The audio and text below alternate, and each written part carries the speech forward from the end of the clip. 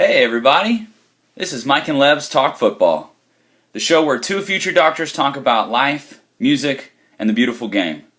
I'm Lebs, and unfortunately Mike is not going to be able to join us for this show, so filling in for him is my guest co-host, my favorite Man United fan in the world, my good buddy, Jared Ross. Jared, how you doing, brother? I'm great. I appreciate that wonderful introduction. I'm sure when our teams play each other, those aren't the words that you'll always be saying. But I've been good, just watching some football. A little disappointed with my team, but overall pretty happy with the way things have played out so far with other teams and stuff like that. So nice. Well, man, I'm ready to get straight into it, brother. So just like we do on every episode, the first thing we're going to do is review the table of the English Premier League. And the table actually hasn't changed very much since the last episode that we did, but I always think it's worth taking a second to kind of go over it. So at the top, you still have City. We're 15 points ahead of United there in second place. Yep. United have separated themselves by 3 points from Liverpool, Chelsea, Spurs, and Arsenal behind them. So 53, 50, 50, 48. And then Arsenal is 6 points behind Spurs with 42.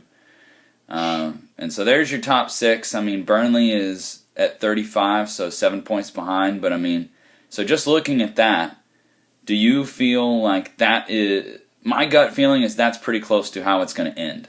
Other than, I think Chelsea could make a push. But what do you think about that? I really think that our game against Tottenham was a big game, a good turning point for us, because if we would have won that, that would have put us 12 points back of you guys. And I actually just saw something today on a social media account that if City continues to win out, they have the chance of winning the title on April 7th.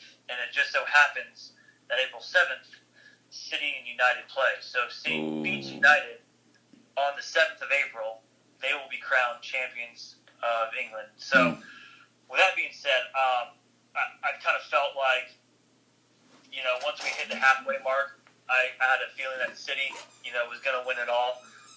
And right now it's a fight for second. I was kind of surprised yesterday with Chelsea's 3-0 defeat at home, I believe it was. Yeah. Arsenal getting thrashed by, I think, Swansea. Yeah. I think it was. Yep. So, I'm not terribly angry at the fact that, the other teams have lost, and Tottenham right now is sitting fifth and 2 points back of Chelsea and Liverpool. I think at any other year, I think without City making this just spectacular run, everyone is still in the hunt for first. But unfortunately, City is just demolishing teams left and right. We're walking the league. We're literally walking. Yeah, and I think City's setting a new precedent. Well, it's Pep's style of play, and I've always been a big fan of it. I loved his style of play from Barca to Bayern to now to City, and I think teams are going to have a hard time beating them if they don't learn how to stop them. Yeah. So I totally agree with you, and I want to continue on this same thread of conversation in a way, but we're going to move on to our next segment, which is looking at match day 25, which was Tuesday and Wednesday of this week. And what's interesting, I'm doing a slight change of what we're talking about for a second.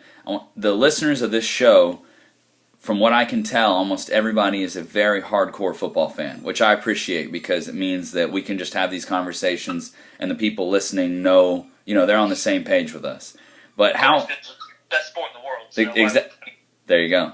So isn't it hysterical that the games are on Tuesdays and Wednesdays, like in the middle of the week? Like, what other sport do you know that, other than maybe golf, I guess, but that you've got games in the middle of the week? Like, it's just odd, Yeah, especially, I guess right now, especially with it being, football season, their American football season. A lot of those games are played on the weekend, but it is a bit strange, especially when you have such big matches like United and Tottenham playing. You would think that they would do that during the weekend, and it was interesting to see that they set a Premier League record for highest attendance for that game at Wembley. What? I think it was like just under 82,000 fans showed up for a weekday match. Wow, that's crazy. They're diehard over there, man. They are. There's just an entire another way of life that they have that we as Americans don't even really. It's tough for me to understand, honestly. Well, what's crazy too is they focus over there. They focus on two big sports. It's football and it's rugby. Yeah. Here we have American football. We have NBA, MLB, NHL, NHL, the golf that's constantly played 4 out of the 7 days of the week. Right. And then soccer is starting to make a push, but we have so many sports that people and NASCAR, can't forget about them. Right. We have so many people that support so many different teams and different sports, and there it's really it's just the two big ones that are always constantly televised. Yeah. So that, sorry for the aside, everybody listening, but it always just blows my mind. And for people who aren't hardcore footy fans, they don't really get it. They don't even think to look for the games in the middle of the week. So let's go through this match day 25 and talk about the results. And let's start with Swansea beating Arsenal. So give me your thoughts on that, Jared. Swansea winning 3-1 versus Arsenal. I was shocked. Yeah. I wish I was shocked. I wasn't shocked at all. I literally wasn't shocked. I mean, and we'll even go back, to where is it? Their game against Liverpool. I mean, Liverpool comes off this fantastic game against City at home to beat them 4-3. Granted, I think they kind of gave up at the end, let City score a few goals. Yeah. But they just put in it's hard for me to say this as a United supporter, but they put a hard-fought effort to beat City, something we didn't do. Yeah. And they were able to do the unthinkable and beat, the powerhouse team of the Premier League. But yet they allow the bottom of the league team to come in and beat them. It's just, it blows my mind. And then they go, were they at Arsenal or were they at Swansea? It was at Swansea. So, and then Arsenal comes in, and then Swansea have not scored 3 goals in a match since March of 2017. Wow. And Arsenal, they're not the Arsenal of old where, they're a contender for the league anymore. I think that they have a whole other issues that they need to figure out. And we'll talk about this more further on in the podcast about the people, the players that they have acquired, and some of the players that they have let go. But I think right now they need help, and I don't think the person in charge can give that to them, unfortunately. Yeah. But I think Swansea right now is playing extremely well. They have Leicester coming up, and then they have the 4th round FA Cup on Tuesday. But I think they're gonna, with this momentum, they're gonna get out of the relegation zone and hopefully move up far enough to be middle of the table, I believe. So who is their current manager? Is it Carlos Carvajal? Is that the current manager for Swansea? I just know they just got a new manager. I just Googled it. Yeah, December 28, 2017, Swansea City appoint Carlos Carvajal as new manager. Yeah. And what day was that, you said? That was December 28th of 17. So just a couple weeks ago. So since this coach has started, they beat Watford 2-1. They lost to Tottenham. They tied in the 3rd round of the FA Cup to the Wolves. They tied Newcastle. They beat the Wolves when they had to do a replay 2-1. Now they beat Liverpool. They tied in the 4th round against Notts County, and now they beat Arsenal. So, obviously this coach has come in and done something that the previous coach wasn't able to do. And he's making a name for himself. And, he has Leicester City, who just got beat by Everton, coming up. He has the replay to Notts County. He has Burnley, Brighton, and West Ham, and Huddersfield. All teams that, with that aren't very good, but they can be beat. Winnable games. Winnable games. Has the chance of doing that. Yeah. Yep. Absolutely, man. I totally agree with you. So that's cool. I kind of like Swansea. I enjoyed rooting for Swansea last season when Bob Bradley, the American joke of a coach, I guess, was coaching them. But anyway, so it's interesting. So Swansea are on the up. So that's a note that needs to be taken into account when you look at them beating Arsenal.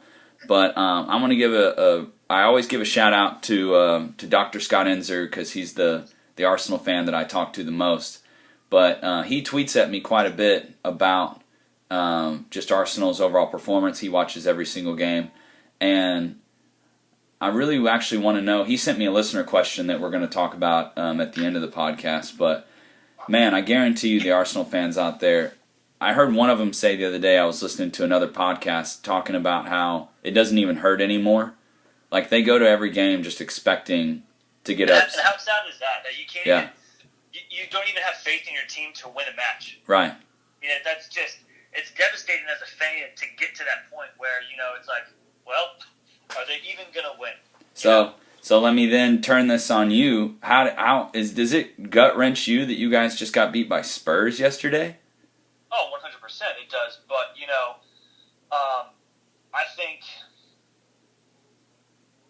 I think what's frustrating to me is the fact that we have a coach that's so defensive-minded, but he keeps buying attacking players. Yeah. Right? So, I don't want to jump to, a rabbit trail, I guess, too much, but we bought Alexis Sanchez. Yeah. We kind of did a one-for-one type deal. We got rid of an attacking player, and we acquired an attacking player. And what did City go out and do? City went out and bought another center back. Yeah. Because Pep likes to build from the back. But what I don't get is, why is it we haven't gone out and bought another defender, right? So Eric Bailly obviously has had these ankle injuries, I think back at November, I think it was. He was on international duty and had some type of ankle injury that required him to have surgery, and so he's been out. He has the potential to come back at either, I think I heard, the first or second leg of Champions League. And he is our anchor in the back. People don't even put him into contention, but I think they should, and they really should consider it, at one of the fastest players in the Premier League. They always talk about the outside back for Arsenal. Bellerin. Yeah, Bellerin. Yeah. So Leroy Sané was just clocked during this season as the fastest player to ever play in the Premier League. Correct. And and I really don't think they give, a look at Eric Bailly, but I guarantee he is up there as one of the fastest players in the Premier League. But, I'm not a big fan of Chris Smalling. I never have been. I think his footwork is awful. He got kicked off the national team because the coach didn't like his footwork. I like Phil Jones. He had a god-awful game against Tottenham. No one in their right mind clears a ball with their right foot running that direction. It just is unheard of. You hit it left. It's just... So, there were two big defensive errors that led to those two goals. And really, besides that, their chances weren't all that great. We had plenty of chances, but I thought the Tottenham keeper played pretty well. I don't think the scoreline should have been 2-0, but it was, and there's nothing we can do about it. But it kind of blows my mind that he's considered to be such a defensive tactical coach, but yet he goes out and buys attacking players. I just don't understand those two. I feel like those are clashing thoughts. Yeah, and so we'll wait and we'll talk about it when we get to the transfer talk. So I got something to add, but we'll wait. Yeah. So I know that's got to be frustrating for you, for the Spurs fans out there. Oh my goodness, man, the rejoicing over that game. Good for them. It keeps them close in the running. They're still right now. They're still in fifth. I know everyone's goal is to stay in that top four. Yeah. If you don't have a chance of winning the league and get into Champions League, but I think it'll be tough to see who doesn't stay in the top four because I think even with Chelsea's defeat yesterday, I just think that they have too much talent, to not stay. For me, I would see potentially Liverpool. Yeah.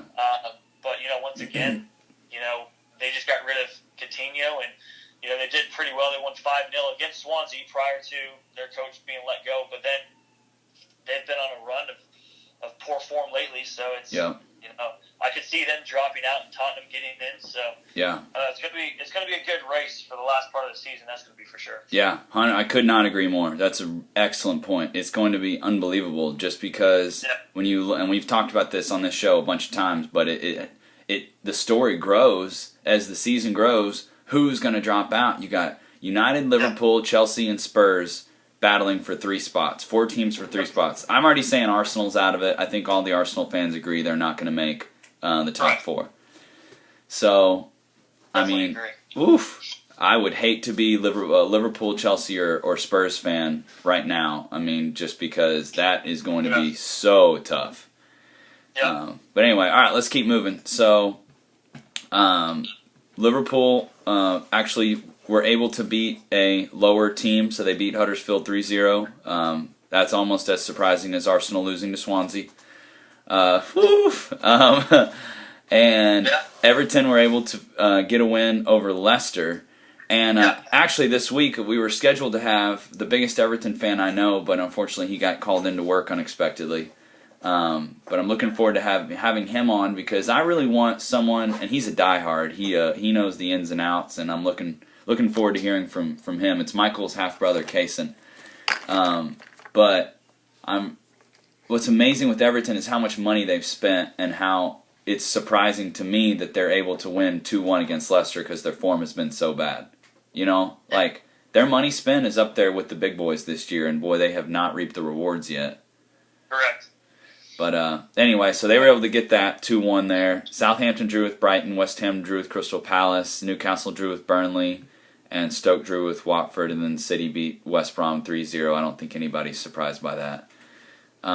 So there we go. That's the end of part 2. So we've now talked about the league table. We've talked about the fixtures. So here we go. It's what we were looking forward to talking about, the transfer market. So this January has been one of the busiest transfer markets I've actually seen as far for a January goes. It's been one of the busier ones that I can remember in the last 5 or 6 years that I've been watching footy. So let's just review a few of the blockbuster transfers that have occurred. So let's start with Arsenal because they've been, I think out of all the big clubs, Arsenal have been the busiest. Would you agree with that, Jared? Well, yeah, 100%. I couldn't agree more. Let me run over these, and then I'm going to get your opinion, okay? So the first one I want to talk about is the one that you know the best, and that is the swap, Mkhitaryan going to Arsenal and Sanchez coming in, and then I believe there was also some money exchanged in some way in addition to that. Is that correct?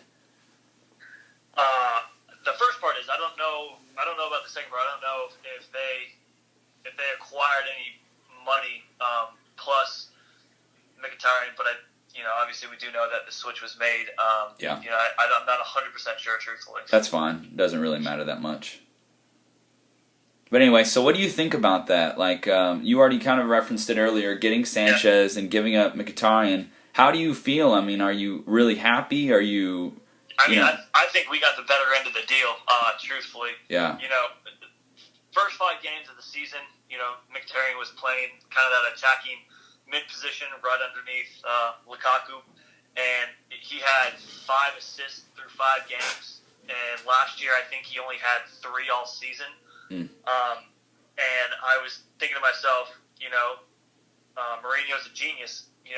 He did exactly what he needed to do. He sat him last year and slowly worked him in because the Premier League is completely different than Bundesliga, and now he's come in.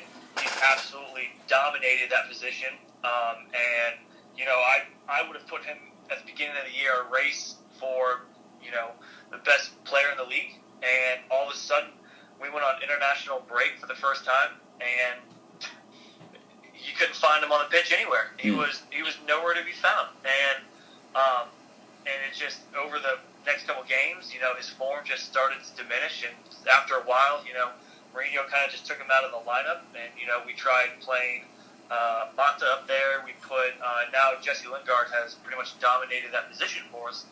But, he would come in, or Mkhitaryan would come in periodically, make an appearance, but he really wasn't doing a whole lot for us. And I think it was unfortunate that he was unable to produce like he did.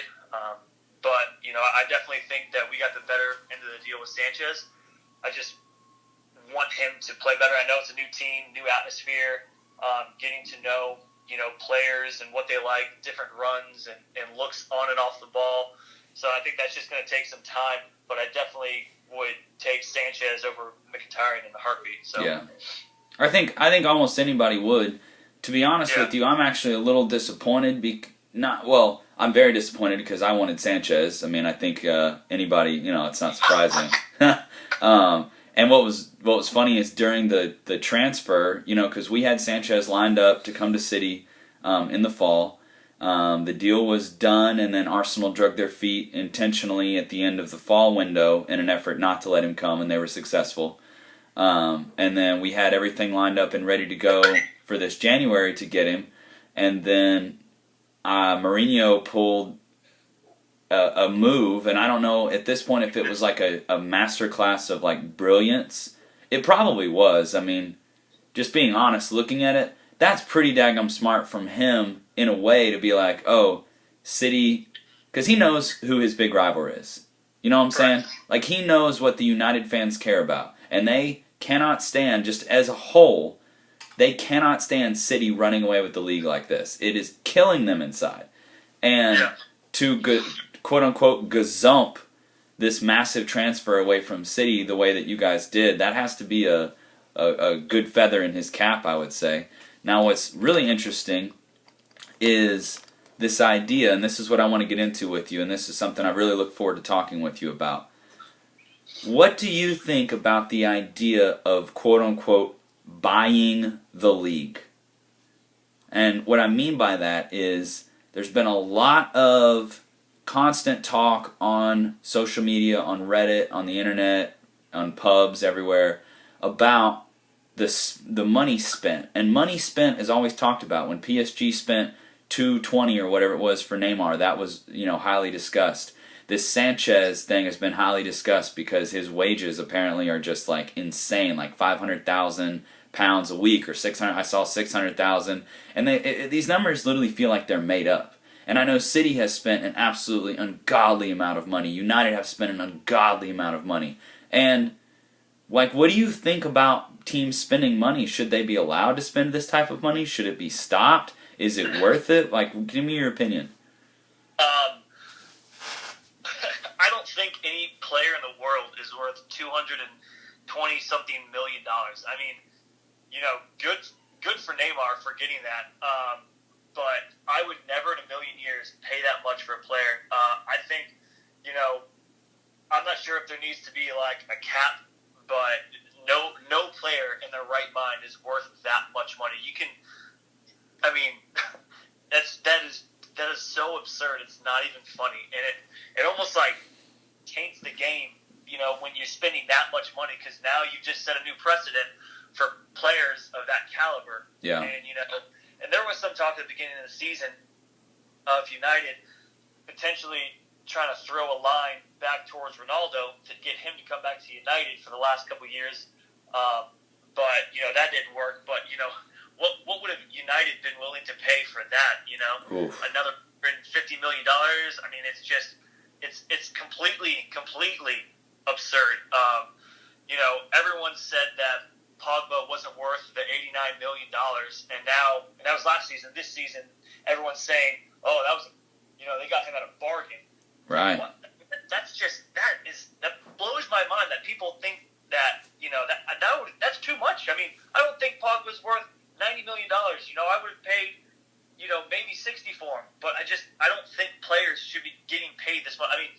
you play a sport. You know, you're not curing cancer, and I've always felt this way. Still to this day, I don't think athletes should make as much as they do. When, you know, we have doctors like yourself, soon to be, you know, that are helping people get better and curing cancers and saving lives, and they aren't making this much money. It seems a bit odd, but you know, sports teams generate revenue.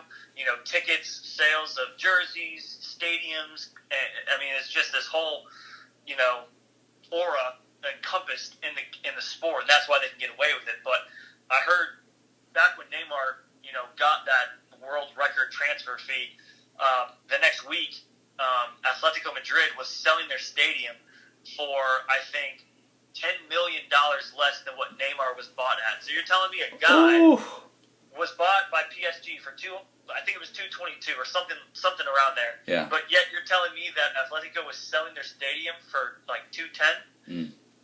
Like, put that in perspective. That just blows my mind. So, you know?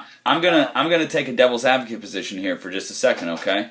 One thing that, and I appreciate what you're saying, and I honestly agree with you, but one thing that needs to be kept in mind is Neymar as a brand is got to be worth every penny of that 220 whatever million because of the revenue that he has brought to PSG and the fact that with him and Mbappe and Cavani, I mean, they in my mind they are Manchester City's biggest threat in the Champions League this year is PSG. I mean, they're scary good, and think about how much money and income is going to be generated just because they spent $225 on Neymar, and that gets them Neymar for like 7 years, I think. I mean, it might be worth it when you actually crunch the dollars and cents. That's what's crazy about it, though, is that number sounds insane, but when you actually do the math, PSG is going to come out ahead. PSG is going to make a lot of money because they spent $225 on Neymar at the end of the day. At least that's the figures that I've seen. So none of this is going to matter unless they win Champions League. Like, that was the reason he was brought in. You know they're going to win, League One over there. Right. Like, it's just a given. They'll probably win every single cup that they have. And they want to win Champions League. And I've heard this back when, when Zlatan was there. They brought in David Luiz. You know, they brought in so many players, and they want to win Champions League. That's the only tournament that they actually care about. They're going to dominate. I think last year they ended up losing to Monaco in the league. But, you know, they've now acquired, you know, I think the best youngest player with Mbappe, and now they've brought in Neymar. Like, their sight is set on Champions League. And if they don't win, like, was he worth it? Yeah, it's crazy. So, going back to the original question, buying the league, are you upset, I'll put this even more pointedly, are you upset at the amount of money that Manchester City has spent and how that has resulted in Manchester City dominating this league in a way that's almost never been seen before? No, because I think Pep had in mind what he wanted. He wanted new defenders. He got rid of two of the oldest defensive backs, like, in the world, pretty much. You know, I say that jokingly, but, you know, they got rid of your boy Zabaleta, who's been up for ages. Who's, you know, he's old, he's slow. He was good. He was very good, but he's just not of that caliber anymore. And they went out, bought Kyle Walker. They went out and bought Benjamin Mendy. You know, he's injured now, and now, what's his name? Fabian Delph. Fabian Delph. And now they've gone out and they've bought another center back. Like, Pep knows what he wants, and he's going out and buying defenders. He's not going out and spending crazy money on attackers or attacking players. But United has, but it hasn't. We haven't replicated. You know, we haven't got our money's worth. City has. So, going back then to Arsenal, and let's talk about their other transfer, do you feel like Aubameyang is going to be Arsenal's money's worth. What do you think about Aubameyang, and what do you think he's going to do for Arsenal? You know, I've always liked him. There was talk, I think, him potentially going to Real Madrid at the beginning of the season, and I've always liked him. But you know, I think he had a lot of problems in Dortmund with the players there. You know, I think when you have Bayern Munich buying every single Dortmund player, you know, after a while it probably gets frustrating and to see all your top players leave and you still there. So I think he made a good call to come to the Premier League. You know, they got him, they got Mkhitaryan. They used to play together, and they were a pretty good force to be reckoned with over in Dortmund. And now that they've gotten rid of Olivier Giroud, they've gotten rid of Alexis Sanchez. Now that Ozil has signed a long-term contract with them, I think until 2021. You know, there's the potential for them to have a pretty good attacking force, and they have Lacazette from the French league. That he's done well for the most part. He went through a little drought where he wasn't scoring as many goals, but you know, I definitely think Arsenal had the big month or the big transfer out of any teams, like you said.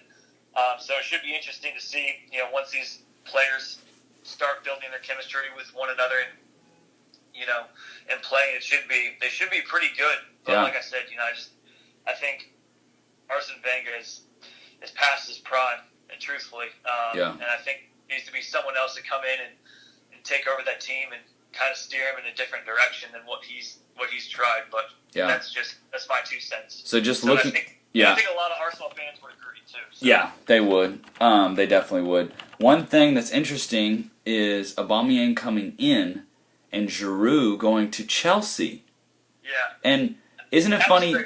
That yeah. I did not think Chelsea. You know, Chelsea's struggling right now to find a forward, and so bad that they've had to put Hazard up top. Yeah. Just because of the fact that Morata has, you know, he's gotten cold feet, hasn't been able to find the net in a while, and you know, there were talks that Chelsea were potentially going after Peter Crouch, Andy Carroll, you know, just all these massively tall center forwards, and they got Olivier Giroud, but you know, Chelsea is struggling right now to find form.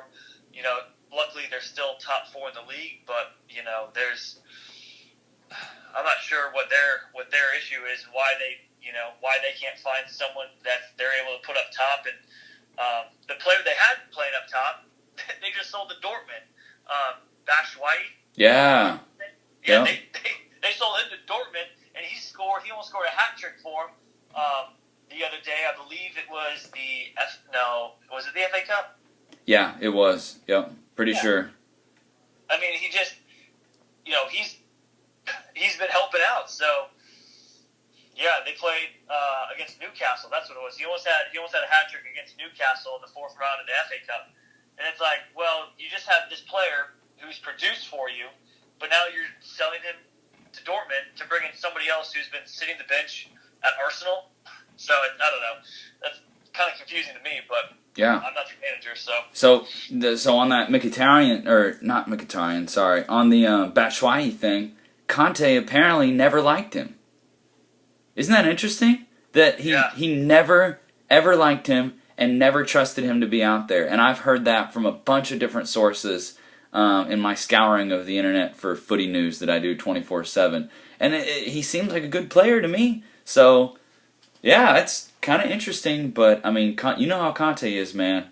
It is his way or the highway. And if you look at the great managers, Pep, Mourinho, they're all like that. Yeah, 100%. But, so, I mean, you know, you can't blame him for having his convictions, but you can look at his convictions and be like, don't know if that's exactly, you know, logical or what I would do, but it's definitely interesting. Yeah. I think Giroud is going to be absolutely incredible at Chelsea, in my opinion. Like, I think Chelsea, with him up there, the boy can finish. He can't do hardly anything else. He can do a little passing, but technically, he's not, you know, on the ball, he's not very good, but, you know, his 1 and 2 touch is pretty much all you need when you get inside the 18-yard box. So. Yeah, absolutely. So Chelsea fans listening, you guys, I want to hear from y'all. What do you think about Giroud coming to your team, and what do you think? How do you think he's going to be? Do you think he's going to have good success, or do you think he's going to be average? Send me a tweet at Mike and Lebs on Twitter.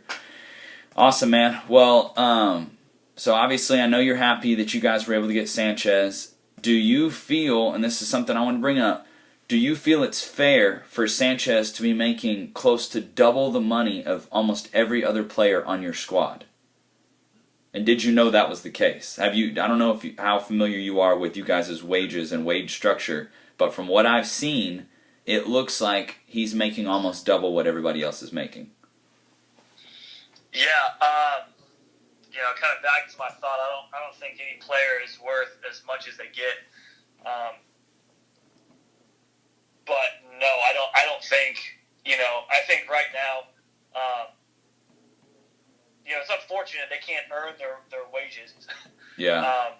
So kind of like golfers do. You don't win the tournament, you're not getting paid, or you don't make the cut, you're not getting money. So it's unfortunate it's not that way, but. I think Alexis Sanchez is a very good player. I've always thought he's a very good player. But I don't think he should be getting paid that much, truthfully. And it is a bit astonishing that he's getting paid as much as he is, when I think the best player on United right now is Paul Pogba.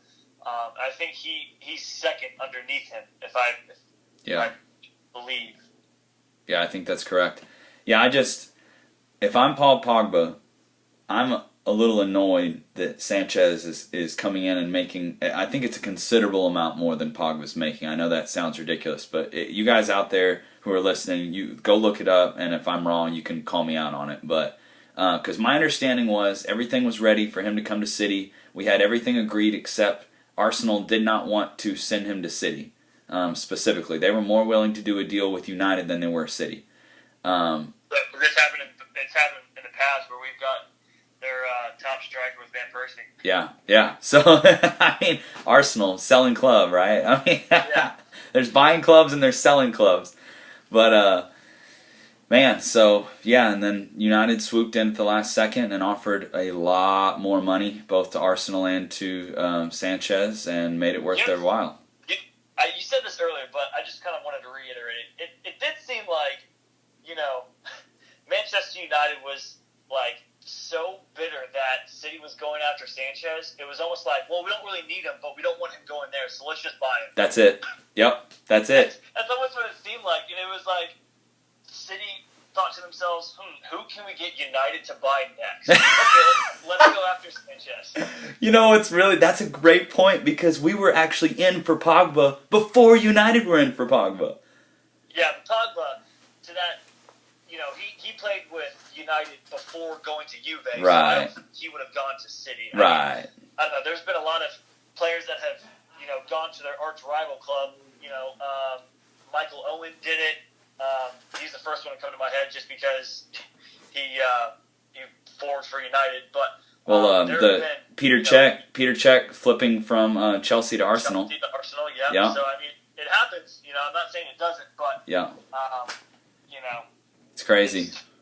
Yeah. Well, I'm glad you feel the same way I feel about it, because it literally just felt like United going, all right, City, screw you guys, enough with this. We're coming in. We're just gonna big money. We're gonna just slap the money on the table and we're gonna take him. And City were like, oh, okay, well, all right. Yeah. So I'm thankful for as much crap as I take as a hardcore City fan about the money that my club spends. I'm thankful that they at least didn't one-up United and say, you know what, our checkbook is bigger than yours, and just go for it. Because, and I want to go into this real quick, I don't know if people realize that since we started building the current team, so if you look at the team that we have, Kevin De Bruyne, Leroy Sané, Raheem Sterling, Gabriel Jesus, Bernardo Silva, Ilkay Gundogan, John Stones, Ederson, Kyle Walker. I literally just named almost our entire starting 11. Every one of those guys has been bought in the last 2 to 3 years.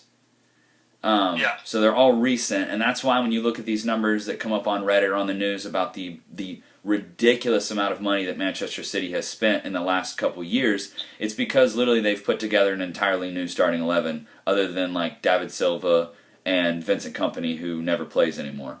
Yeah, I mean, I saw something. It said like their back five, so your four center backs, or your four back, and then your keeper, I think is worth like $250 million.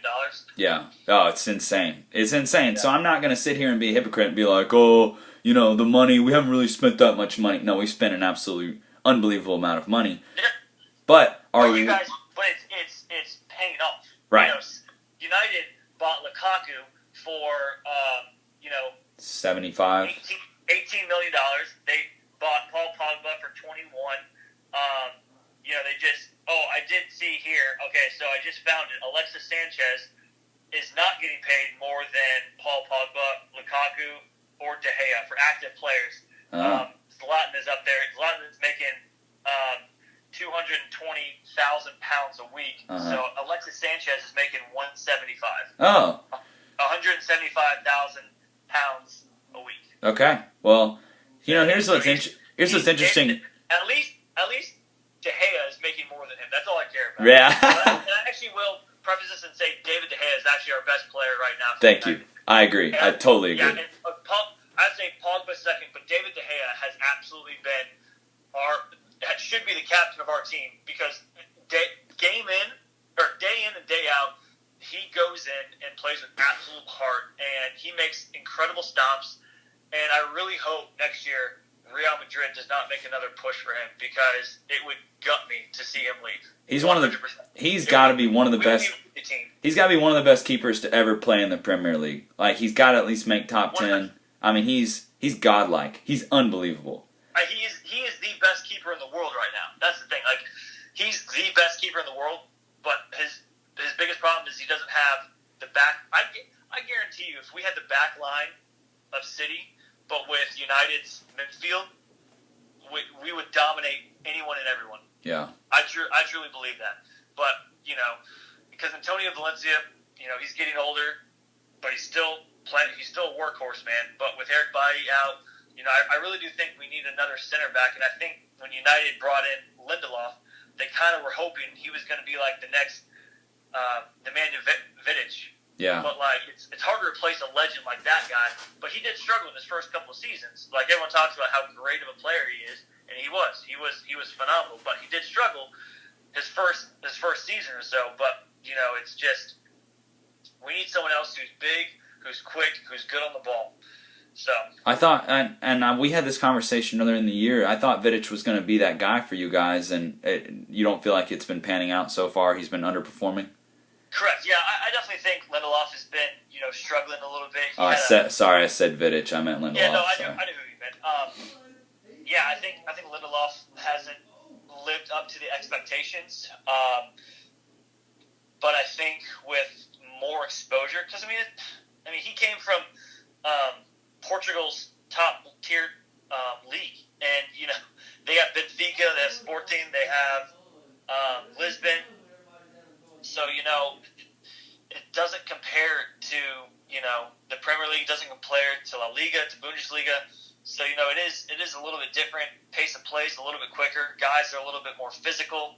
Yeah. I definitely think it takes, some time to warm up to the league, I guess. But, it just, I don't know if he was the right guy to purchase, truthfully. Just because, what have you seen from him? Like, is he not physical enough? Is he not good enough on the ball? Yeah, he almost seems like he's he second guesses decisions. He doesn't seem like he's not the quickest to the ball. Touch isn't all that great. I would so far this season I would give him B-, maybe a C.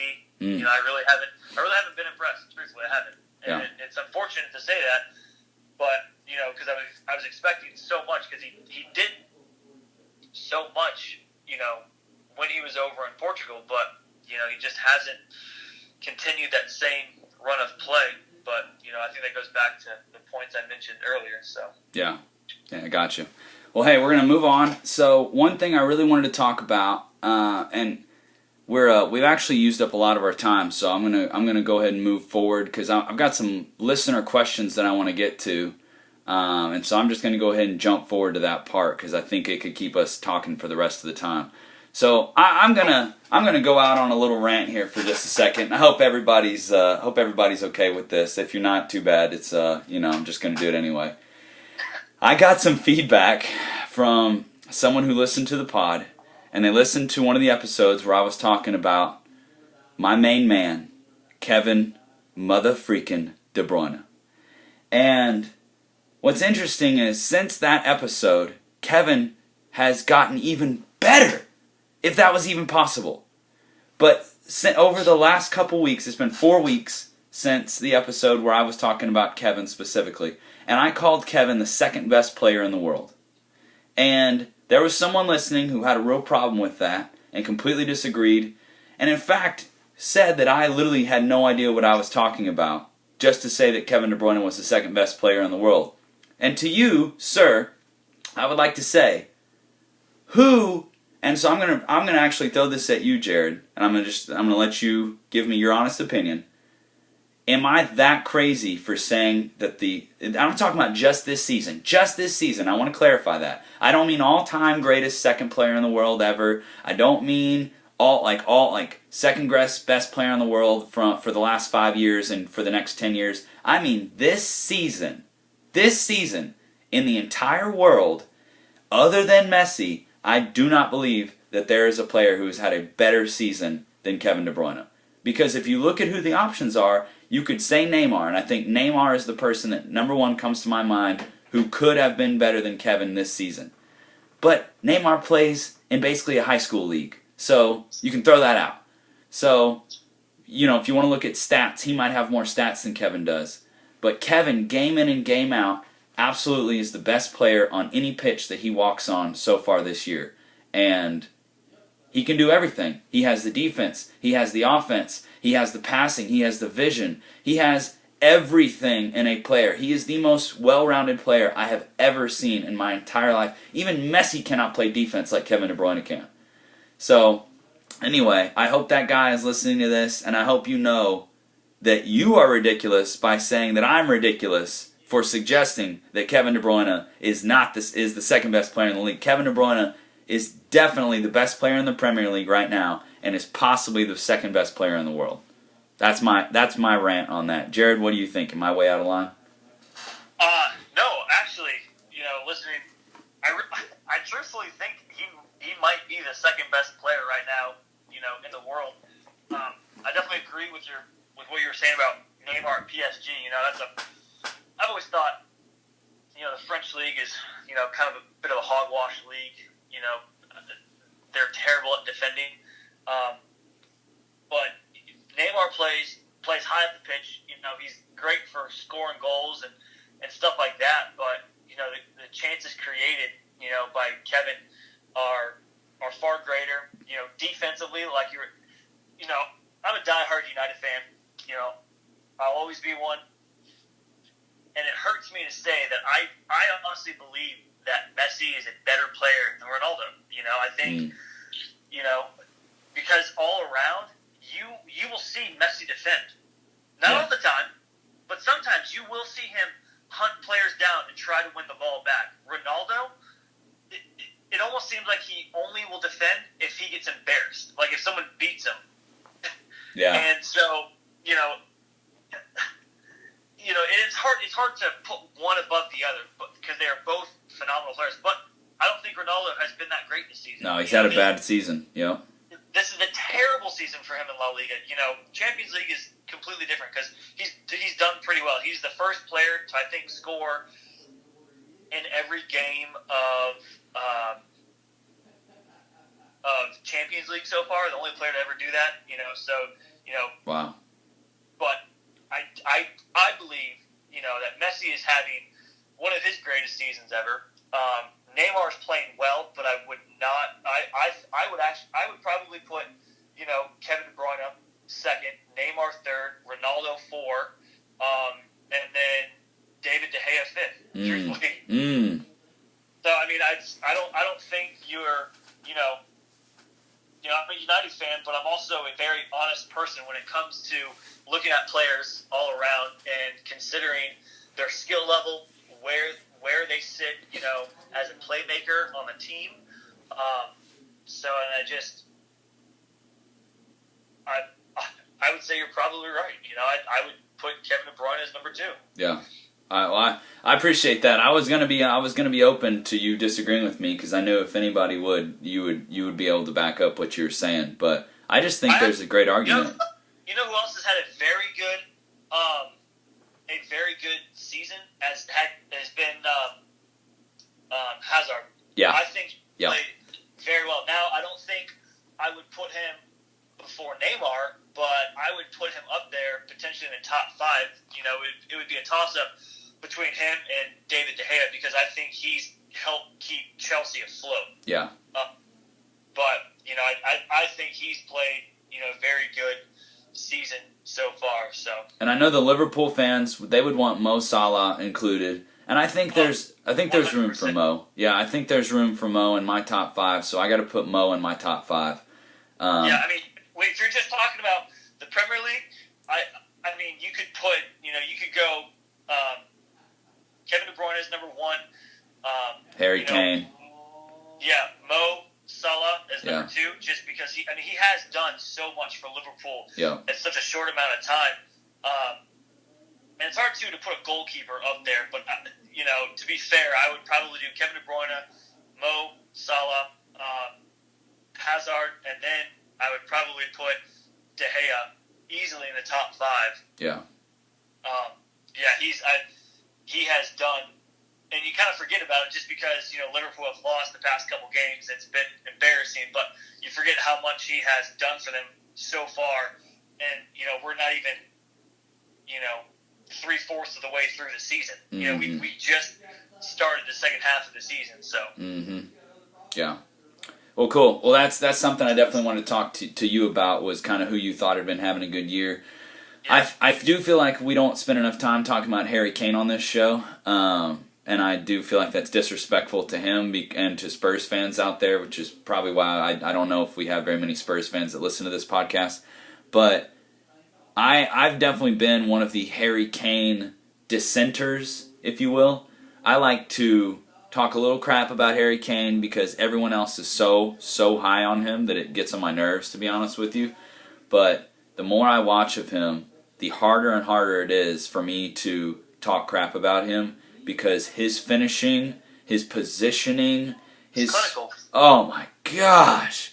Yeah. Oh, and the Brits lose their minds over Harry Kane. Unfortunately for Spurs fans, I don't think he's going to be there much longer. I think, he's going to make way and head over to Real Madrid in the offseason.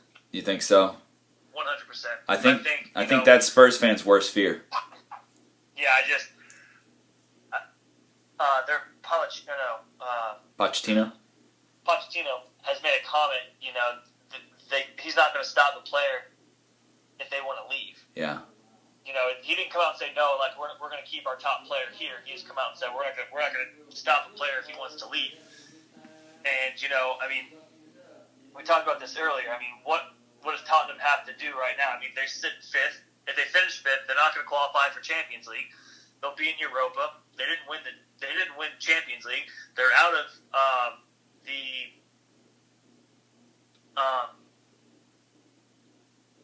drawing a blank on the cup. The Carabao Cup. Yeah, it's a Carabao Cup. So, and they just barely, tied to Newport County 1-1 with a goal in like the 90th minute by Harry Kane. So they potentially could have lost, and now they're going to play, at Wembley against this Newport County, which is going to feel like the Super Bowl for them. Yeah. So it's just, and they play Liverpool this week. I don't know. If their team's healthy, I can see them making a good run, but I just don't see Harry Kane sticking around much longer after the end of this season. So here's the cold hard truth about Spurs. They are the team that never wins anything. Ever. Yep. That's what it is. They don't win any important trophies. They don't win trophies. And they play beautiful football. They have some good wins during the year. They always look like they're in contention, and they never win anything. Yeah, last year they made that. I think they finished second to Chelsea. Yeah. And they just were unfortunate to not be able to get it done. I think if Harry Kane stays, there's a potential of them, maybe making a run at the league. But it's going to be everyone's going to be looking to kill City next year. Yeah. So all right, I'm glad you brought that up. Let's talk about that. We got about 10 minutes left, okay? So in the next 10 minutes, I got two things I want to talk about. All right. You particularly just brought up one of the big things I wanted to talk about, and to all the listeners, we were going to record last night, but we've had some issues with scheduling, and I want to thank Jared for coming on short notice and being with me tonight. So Jared, I really appreciate it. If we would have recorded last night, oh man, you guys were in for a rant from me, and so I've been saving it up, and I'm going to give it right now. I am sick of teams trying to destroy our players. I'm sick of it, and it has been talked about some in the media, but I am hot. I am mad. Over the last it's been like 6 or 7 games, ever since Crystal Palace, there has been a blatant attempt to destroy the knee ligaments and ankle ligaments of City players. And I am sick of it. The refs are doing nothing. There are no red cards being given out. There was finally a red card given out to Bennett yesterday in the West Brom game when he tried to kill Brahim Diaz, our 18-year-old Spanish wonder kid, after he had already tried to destroy Kevin De Bruyne's leg on a breakaway.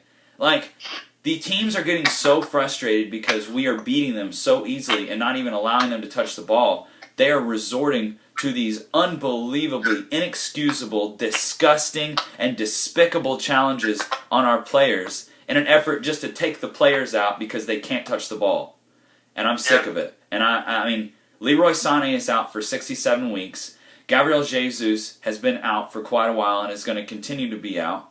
Kevin De Bruyne, I don't know how he's still in, because I think almost everybody has seen the numerous attempts by different teams to try to destroy him. And in the West Brom game yesterday, he was on a breakaway. One of their guys, I think it was McLean, tried to take Kevin out, and Kevin knew that he was going to try to take him out and jumped over the legs. The guy went in for a studs-up, 2-footed challenge when Kevin was on a breakaway. Kevin knew it was coming, jumped over the guy's legs, and then passed it to Raz, who then passed it back to him, and Kevin put it in for a goal. But it's like, when is it going to stop? When are the refs going to step up and do something? Because I am sick and tired. I'm fed up of it. It's not right. It's not the way the game was supposed to be. And guys. Yeah, I sent you that. I saw the picture of Leroy Sané's the tackle on him. And, I could not believe it wasn't a red card. The kid came studs up, at his ankle, and he could have easily broken his leg. It just is, it's unreal. Regardless if it's a City player, if it's an Arsenal player, whoever, that could potentially be a career ender because of, your frustration or your poor judgment in making a tackle. It's absolutely absurd. Yeah, inexcusable. And for it to only be a yellow, and then for the committee to not go back and review it and say, okay, he came studs up. We're changing that to a red card. That blows my mind. Yeah. Truthfully. And the rule is so stupid because if there's a yellow card given out, they're not allowed to retrospectively punish these players. And that rule is so every game that I watch, I get heated about it because I see incidents that I want reviewed retrospectively, and there's nothing that can be done because they give out a yellow. And it's funny you made a comment. I remember watching that Crystal Palace game against City when they tied 0-0 and thinking after he had stopped that PK, they went on the break, and Kevin De Bruyne was hacked. I thought his leg was going to come up missing because of how hard he was kicked. Yeah. Like it was. And there was nothing done. It is, and it's, why hasn't there been, harsher punishment to players that, could potentially cause players to, like, season-ending injuries? It's I don't know, it's absurd. Yeah, and I blame the Brits. I thank them for creating this game that I love so much. English people of the world, I thank you. However, your antiquated ideas about the fact that, these type of tackles are allowable is just absurd and ridiculous. And if you are an English person, a British person, and you think that the tackles that I've been seeing are okay and part of your rougher version of the game, then apparently I don't love the same game that you love. Those people don't understand the game. Yeah. If there's people out there listening to this podcast that think that is a okay tackle, that you're just making too much out of it, they don't understand the game, because that's not okay. I'm all about a good tackle, getting stuck in, going shoulder to shoulder. Yeah. That's fine. But when you come studs up at a guy's leg, you know exactly what you're trying to do. Yeah. And that it's crap. Yeah. If people think that he's too much of a pansy, or they're a baby or whatever, then you stand right there and let me come running full speed at you. Oof.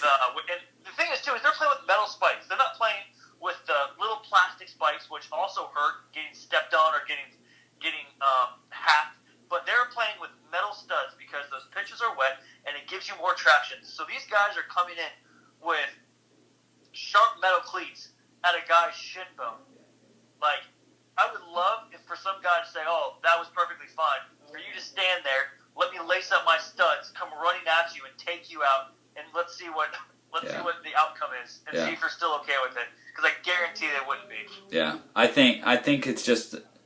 I feel like the majority of what is said online is just pure banter, and that's another reason why I wanted this podcast, just to have honest conversations, because my gosh, it is exhausting trying to interact with anyone on Reddit or Twitter. Oh my gosh. Or any type of social media account that people just love, they could care less, and they just like making, just trolling other people. Yeah. It's like, okay, cool, I can't have a conversation with you. Yeah, yeah. So, on that note, we got one last question. We're going to wrap it up. So I want to thank Dr. Scott Enzer for sending this question in, and I'm going to give this one to you, Jared, and then we'll use this to wrap it up, okay? So this is from Dr. Scott Enzer at Volrocker74 on Twitter, and he's an Arsenal fan, and he says, honest question, if Arsenal win the League Cup and the Euro League, but finish 6th or 7th in the Premier League, while Man United and Chelsea finish 2nd and 3rd in the Premier League with no trophies, who actually had the better season? And before you answer, I want to remind you, you came on this podcast not long ago and you defended your boys for coming in, 5th and winning Europa and winning the League Cup. So I'll remind you that. We finished 6th. But prior to you saying that, I was going to say, well, it sounds a lot like what United did last year. Yeah.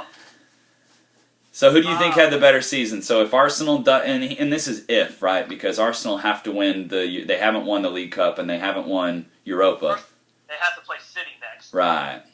So that obviously is going to be a loss. So that knocks them out of that one. And then I don't believe that they're going to win Europa because, I mean, it's the coach. I don't think, I would take Mourinho over Wenger, but I just don't think, even with the talent that they have, that they are going to be able to, go far in that league. I just think there's too many better teams that are in it this year that weren't in it last year that we were able to win it. And I will say, last year United played for the Europa final to win that. So I don't want to say we gave up, but we really did not try towards the end of the season. We were giving people playing time, we were giving academy players playing time towards like the last quarter of the games when we knew, okay, we weren't going to finish top 4, so don't even worry about it. Even prior to that, he was set on winning Europa League because we knew we weren't going to win the league because Chelsea were so far out in front. His goal was, let's win Europa, get into Champions League, and kind of go from there. So if Arsenal are able to beat Chelsea or able to beat City and they win Europa, I mean, of course they would have more. They would have the more successful year because they won trophies. I mean, trophies are trophies, and you got to play the game. The nervousness and what that game has to offer means a lot. So something's on the line, and I think when anything's on the line, it kind of gets to you a little bit more, and you might not, play as well, or it just you won't have the same type of kind of like drive, or what do you mean? Like the same? It's not as easy. What's what you're saying? It's not just you can't just show up and collect the trophy. Like you got to go out and play. Right. Anything is possible. Yeah. Yeah. Absolutely. We played a team from, I think it was from Denmark last year in the final. They were already finished top 4, so they technically didn't need to win Europa to get into Champions League. Yeah. But for us, it was everything. Yeah. And having that mentality, it helped us. It helped us win. But it can also, having that mentality and saying, man, if we don't win, we won't get into Champions League, and here we are. We won't even be in. I don't know if we would have even been in Europa because I think we would have finished 6th. But just that nervousness. But yeah. If they do pull it off and they're able to beat City and win the Europa, then of course they would have had the more successful year. So. Man, I tell you what. If they do that, if they beat City and win the League Cup and they win the Europa League, then people are going to start talking about Arsenal as on a comeback. If they're able to do that. Yeah, Wenger in. Yeah. All right, everybody, and with that, I think we're going to wrap up. Let me say one more thing. I know you and Mike usually do this. You guys have that music thing. Yeah. I just want to say one thing. JT, my man, because I'm living in Memphis. You were a Memphian for 4 years. Yeah. JT's new album, Man of the Woods, it's hot. Don't watch the music video. Just listen to the music because the music video makes the songs seem a little bit more weird. But his songs that have come out right now are, I love them. They're completely different. He just released like 3 or 4 more songs building up to his Super Bowl performance. But his Man of the Woods album is so good. It's so good so far. He's brought in Chris Stapleton, Pharrell, Alicia Keys, just countless artists, and I'm sure there's more. But you guys got to check that out. And watch his performance at the Super Bowl. So awesome, thank you. Thank you for your addition to Music Corner. I was gonna skip it because we were getting close to out of time, but you know what? I know. I appreciate it. You gotta keep the tradition alive, baby. Thank you, brother. I appreciate it. Well, since you did one, I'm gonna do one. Everybody who has, I don't know if you guys ever listen to this band called the Oh Hellos. They're one of my favorite bands. They're from just south of Houston. They're a small band that they're on the up right now. They just came out with a new album called Notos, N-O-T-O-S, or Natos, I don't know how to pronounce it. But these guys always do concept albums, so they do it around like an overall theme. And they just dropped a new album. I'm a big fan of all of their previous work, and I actually haven't listened to this new album right now, but I got it on the brain. So if you guys like, it's mellow hipster folk music. I would highly recommend it. But thanks everybody so much for listening. This has been another episode of Mike and Lebs Talk Football. Jared, thank you so much, brother. I really appreciate you coming on such notice, man. Thank you. Yes, sir. Appreciate you guys having me, and look forward to the next time. Absolutely. Well, everybody, thanks so much for listening. As always, please send us a tweet at Mike and Lebs on Twitter, at Mike and Lebs on Facebook, at Mike and Lebs at gmail.com. For our email, and man, really look forward to hearing from everybody. We'll be back in 2 weeks with another episode, hopefully with Kason Russell, Mike's half brother to talk about Everton, his beloved club, and many more different topics. So thank you guys so much for listening, and we'll see you next time.